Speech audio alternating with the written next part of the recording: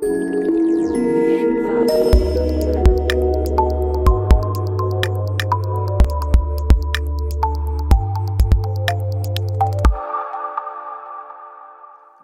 everyone. I'm Prakash Venkat, distinguished engineer from Dell Technologies. Glad to be part of SDC India 2020. So the topic for which we want to spend the next few minutes is on data mobility trends. We'll start with the big picture around the technology landscape, and then get into data mobility specifically, and then have a summary on how we see the next steps. So, in terms of how the IDC sees the world, right? IDC makes these constant predictions about how the technology is evolving, and we use this as a guiding North Star thing. The first one says about how the GDP itself is getting impacted or influenced by this growing digital world. They predict by 2023, more than 50% of the entire GDP will be driven by enterprises who are digital. Right? So this is, they call it as digital supremacy because it crosses the 50% mark. So the technology is definitely shaping the digital future, right? Most of it is going digital. The second aspect is the volume, right? We typically associate the three V's, right? The volume, the variety, and the velocity, right? The three V's of data. Another data point from IDC is that by 2020, we'll be close to 60 zettabytes of data been created, captured, copied, and consumed. That throws up two interesting challenges. Right? How do you deal with such massive scale of data?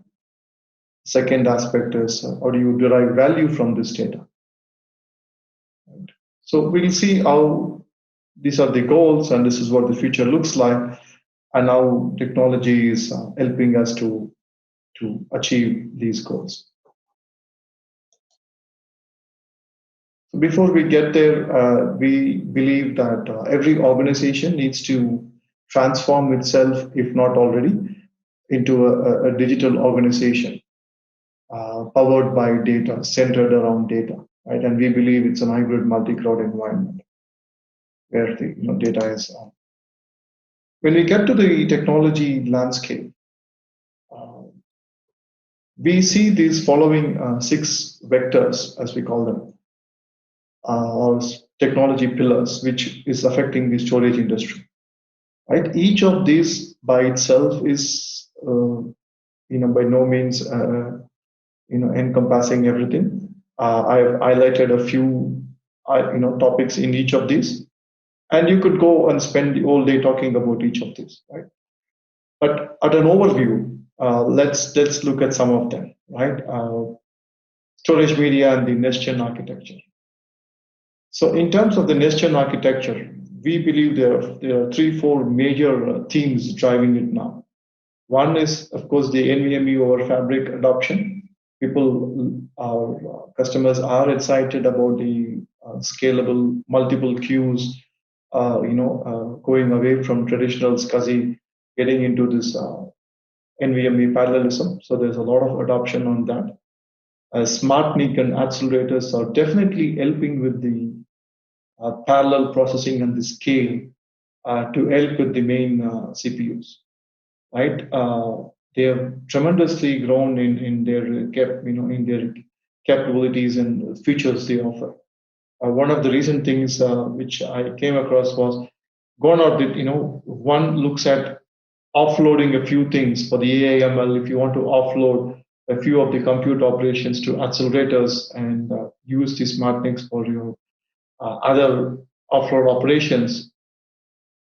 Now we are at a stage where they're looking at, can the OS or can the hypervisor run inside the NIC and make better value of things, because there is so much compute and power getting added to that. And the last one is the disaggregated, or the term they use is CDI, where can we look at the entire digital shelf as a set of units which can be consumed on demand? Can we form them on demand and use them rather than pre-allocating and having fixed assets all the time, because the needs are dynamic and it's get more out of your existing assets kind of mentality. So in a few years back, there was this lazy allocation of operating systems have always had this, right? You delay the allocation until you really need it, and storage started doing this by saying thin provisioning. I'll allocate space only when you need it.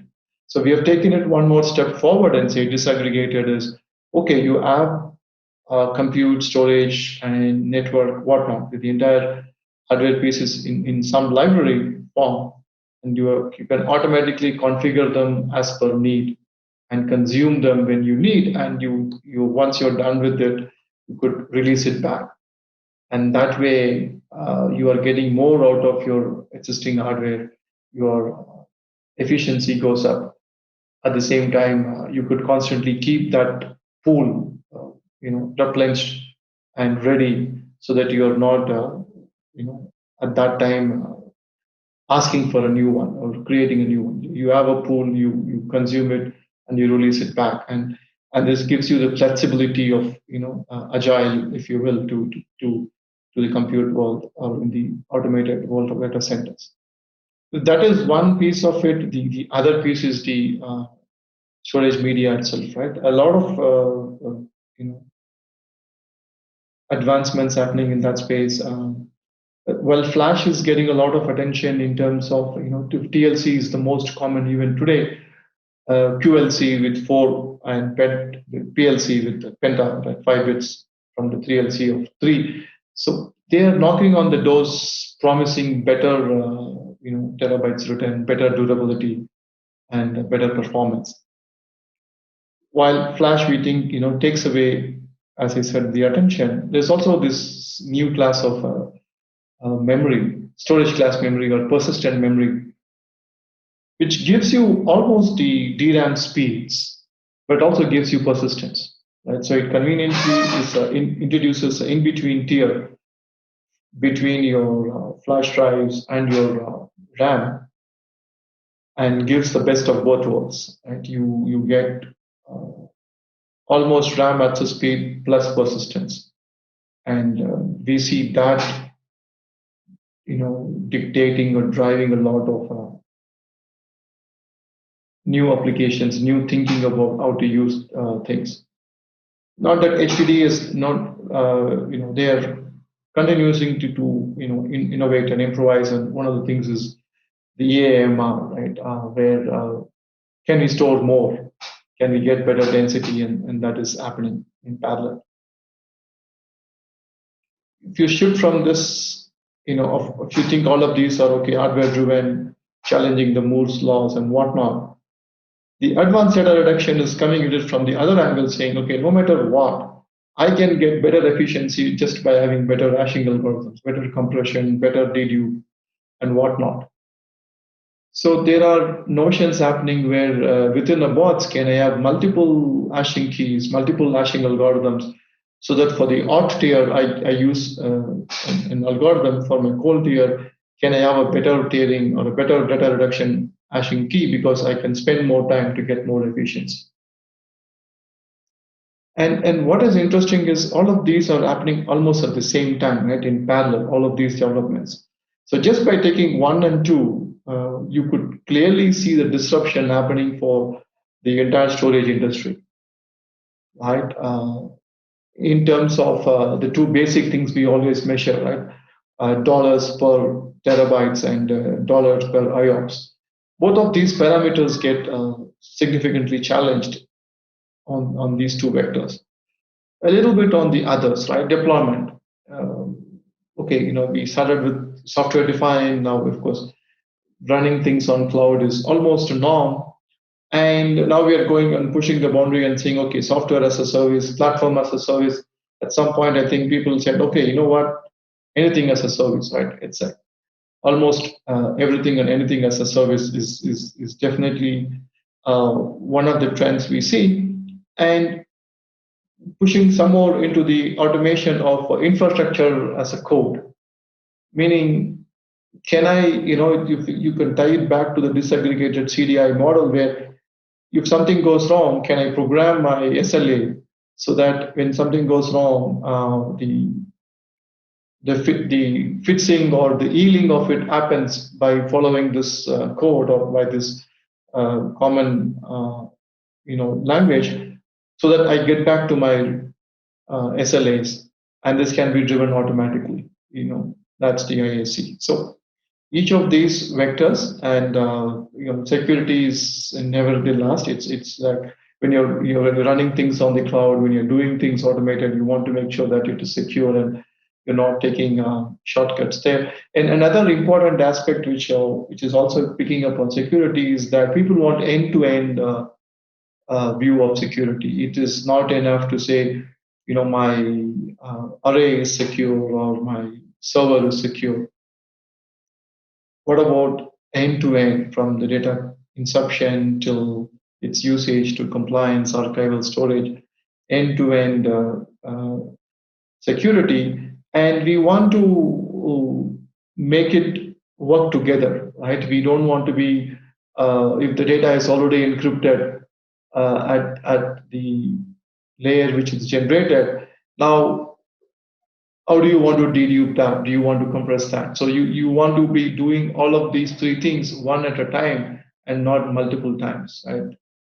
And how do you have it consistent and still be safe and still get the efficiencies across all the layers? So security is not just increasing cyber threats and attacks, but getting more efficient about having an end-to-end security view and doing it at one place. The autonomous storage is another favorite topic which our CTO talks a lot about. We hear about autonomous cars, and autonomous storage is a place where can we make it self-driving to use whatever AI ML we have internally. Today we use AI ML for intelligent tier placement within the storage pods. It's already in place. We have always tried to predict the right failures from glist management and whatnot. Can you combine all of that? Now you have your field data, your historic data in terms of what field issues you've had. Can we use that and then predict failures as a whole before the actual DUDL, right? Data unavailability or data loss kind of disaster event happens? Can the system or the storage system take some preventive or action which sort of acts proactively rather than reacting to a failure, reacting to a disaster? Can it automatically drive and things like that, right? So that is a lot of things happening there too. And then data, we will talk more about this piece of data mobility.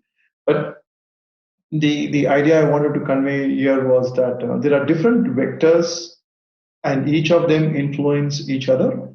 And though we try to bucketize them and go deeper and try to see the impact and application of it, we also realize that they influence each other. Right? And each one of this is a topic by itself, and you could go any depth, right? To give an example, NVMe over Fabric. Okay, what about it? So a lot of customers are in SCSI, and so we do a lot of things to make their shift from SCSI to NVMe without much pain, without much downtime, right? For the host, actually, it is two different protocols. SCSI and NVMe, they show up as two different devices.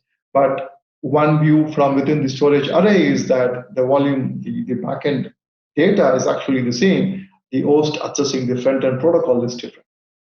So can I make use of that intelligence and go protocol switch from SCSI to NVMe efficiently, right? Without downtime, without actual copying, with the snapshots, with the data sets, with the policies and whatnot. So that's just an example of how you could pick one specific area in this and then go deeper and say what we can do to make this relevant and useful for the customer, because it's not just about the technology, it's about constantly moving, enabling the seamless movement of the customer data and the customer ecosystem as the technology moves forward. Right, all of these put together, and I think that is a segue for data mobility, right? Because data mobility is essentially it's a broad category which addresses replication, archiving, migration, compliance, cloud, multi-cloud access, data sharing. All of this broad set of categories or use cases, come under data mobility. So within data mobility, right, what we see is there are multiple vectors or multiple variables, and then the direction of the data itself. So before we get to the direction, what are the different variables? Right? Maybe a decade or so back, we would have a primary storage bots and then a disaster recovery to protect from disasters. And you had a storage admin and at best an Oracle admin. They have to coordinate and do things. But now you have a lot of new roles, new personas in the midst, right? A chief compliance officer, or a digital officer. They have their charter on what they want to achieve, how they want to digitize these assets, and make sense out of it. So they have a charter, and they're in the midst of things. You have the data scientist, who they bring in their own expectations into this, and you have to cater to their needs of what they want and how they want to analyze the data and make sense out of it. And then you have DevOps, right? It is increasingly very influential group within any organization. They try to give consistent user experience in terms of within their IT, how they get to play, right? So there are different personas involved in this, multiple data mobility use cases. The storage endpoints itself have remained more or less, in one sense common, traditional storage arrays and cloud, but they have become more dynamic, right? You have it's an elastic definition of consumable storage. It's no more fixed, it's much more agile. Then you have your backup and archival storage. The data types, they have also reasonably evolved. You had blocks and files for a long time. Objects came along, picked up slowly, but we are seeing the adoption now. And then streams, which is multiple ingestion rates and stuff like that. And then containers, taking beyond virtual machines, orchestration of containers, Kubernetes, and the world of how they would see the container orchestration and deployment. These turn back into the control plane, or what we call as control plane demands, because they look at it as, okay, how do I not just automate all of this, but give a consistent user experience, no matter what device, no matter what location. You want to give a consistent user experience for the end user. If from an IT-centric view, you want a centralized monitoring place as much as you can to get your reports and dashboards and whatnot. And there's not just discovery and alerts, but you want this, the control plane by itself. A lot of cases we see where it's a SaaS provider which is running outside your data centers, but managing multiple of them and giving a common view across. When these are the variables coming to the direction of flow, we see both sides of the direction flow with Internet of Things, right? Connected cars, automated cars, right? All these thermal sensors across the traffic cameras. So a lot of IoT kind of sensors kind of things happening, and they generating massive amounts of data. and then you do some real-time analyzing, and then you get into the cloud. So we see one flow. I have, in fact, a little bit more on the inline ingestion and processing. But we also see the direction of flow on the other side. You get to the cloud, you do some, archival, historical purposes, you store them. But some of this also comes back to the prime data centers or the colos, and then you process them, right? You do post processing of them to get deeper insights and understanding, and then some of these decisions are pushed back to the edge. So we see data, when we see data mobility, we see that happening on both directions. So when this is the flow and this is the the complexity of the scene, how we let's see how we define the data mobility itself in this environment. So first, on the left picture, we see three layers in the control plane itself. The top one is the application management or the VM management. Right, hypervisors could do this. Container management could be, Kubernetes for orchestration. So there's one layer doing that. The data management itself is where we are trying to make sense of the data, get value out of data, analytics, and that kind of layer. And then below that is your basic provisioning, storage management, and that could be your cloud provider portals or element managers. So these are three layers we see. And to the data itself, what we see is this constant or inconsistent mobility of data across different endpoints. Right. So one solution we have seen is for large enterprise customers is can I have a centralized policy-driven SaaS provider kind of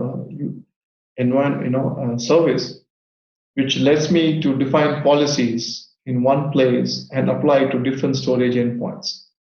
The storage endpoint could be a array, traditional array, could be a cloud endpoint, it could be a backup device, protection device. It could be even a different storage array.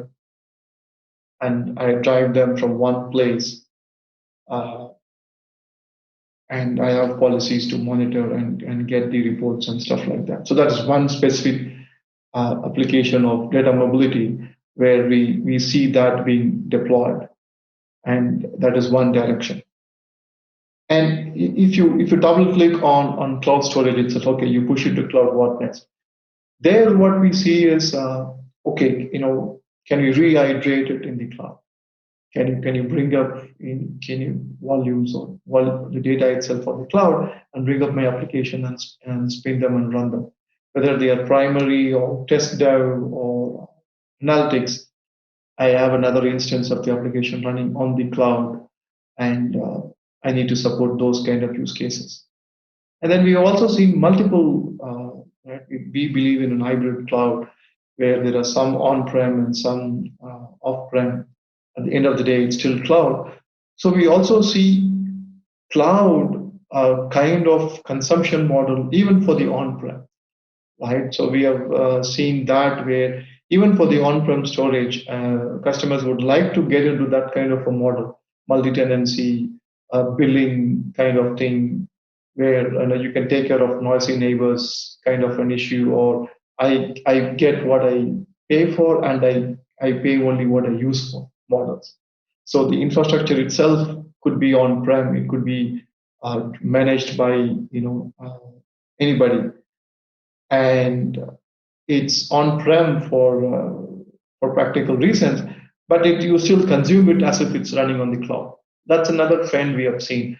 And what we also see, as you see, that the data is constantly, okay, you might live on one storage today, but you are constantly moving across to get better value out of the data, to get better value about the asset. So you're moving from one endpoint to another endpoint. It could be live application mobility. It could be a snapshot of that. It could be another instance of it running for tester. All of these put together, the data is constantly moving. And you're trying to, as I said, get value out of the data and get value out of the assets where it's stored, and that's why it's moving. Sometimes it's just compliance. Sometimes you're saving it for the rainy day for a backup. Could be disaster recovery, whatnot. So that's how we see the data mobility in the hybrid cloud environment. And while the data constantly moves, you have to take care of security, right? It's not something which is an afterthought. You have to sort of build with security in mind, as they say, to ensure that even though the data is constantly moving, the security aspects are taken care. It has to be constantly available, even in flight, right? We talk about seamless migration. If you have a new next gen offering, how do you seamlessly migrate the customers into that gen without saying we have to have a downtime and do a forklift into the new array? That is no longer acceptable. You need to think of seamless data migration. So the availability is key, and orchestration is also, people don't want to have different user experience, right? Most enterprise customers have end up multiple uh, storage consumers and cloud consumers. So you could have an hybrid environment itself in terms of storage arrays, your infrastructure, your compute environment, and your private and public clouds. And people still want to manage it in a single manner, in a single consistent user experience, so that they get a better sense of it and they don't waste time doing different things at different endpoints. So the consistent orchestration and management is also key. So this is one take how we see data mobility in this hybrid cloud environment. And the right hand side picture, again, we covered most of it, where if you keep the center of the universe as the primary storage, it has to constantly move to all the other endpoints, right? And now here is a specific example of what happens when we are doing a live analysis or inline analysis of the velocity and the what we said variety of data. So we have a offering which is open source. It's called Prevega. Maybe you've heard of it or used it in some form. It's a streaming data platform which can ingest and analyze streaming data at scale. Right? It has two aspects to it. One, you can do immediate inline processing, and then you can store something and do later, uh, better processing for larger trends and deeper insights. And what it provides you is a different way of not just data moving, but it moves via this platform, and you get insights so that you could make decisions, not just moving the data, right? So one example which is often used is the wind, the renewable wind energy. When you have thousands of tens of thousands of wind turbines, or you could think of solar farms, right? Either one of them. So if you take the example of these wind turbines, they are generating, thousands of data points: temperature, wind speed, direction.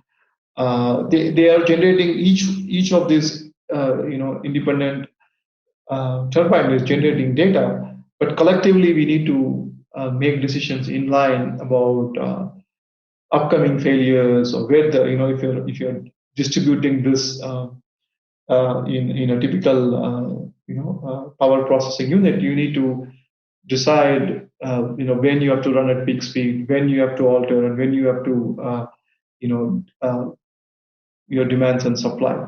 So this Prevega platform gives you that ability to ingest multiple streams of parallel data inline, make decisions quickly, and then also you're going. It's almost like you're like a filter. You're going across it. It gets what it wants to get, avoids duplication, takes care of events being taken care only once, analyze, and then you end up with business insights to make intelligent decisions along with data moving from where it has to move.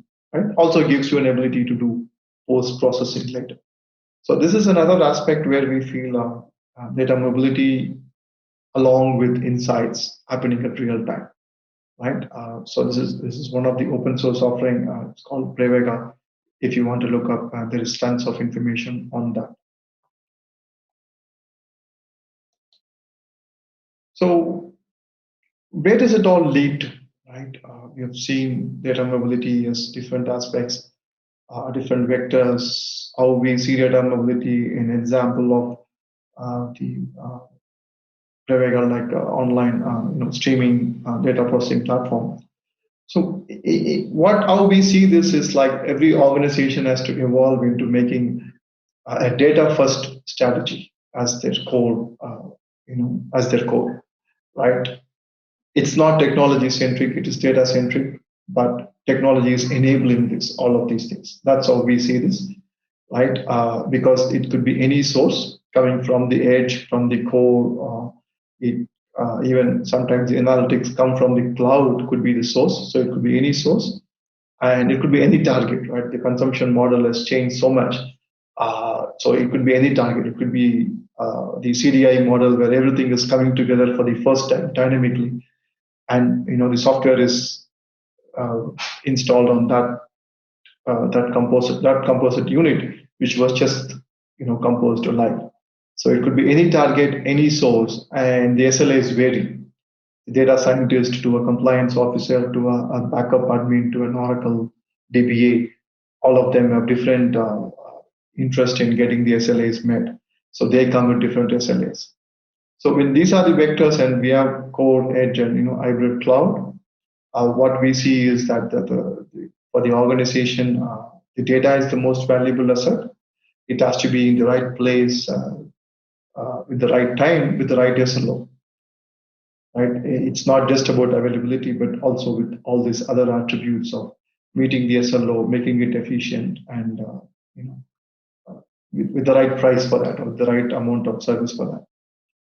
And as we defined earlier, right, data mobility is now very broadly defined as not just replication or migration, but backup, multi-cloud access, data sharing, handling security along the way, keeping in mind the control planes, keeping in mind the common user experience, and serving that. So you keep the agile model, not just for software development, but even for the technology. We keep believing in that. So the technology is rapidly growing, but you have to keep yourself agile, keep at it so that you're keeping up with the technology advancement. But again, it's data driven. It's data lifecycle management to cover it all. It's from the inception of where the data is created till archival or compliance. So it's every single stage. The data lifecycle management becomes your primary objective. Constantly trying to get more data, more value out of the data. Right? You strive to get more out of the data. At the same time, keep that mobility moving so that you're able to satisfy different use cases, different customer needs, and different personas, as we said. So that's how we see the organization is going, and that's where we are marching towards too. And that also ends my presentation. Thanks for your time.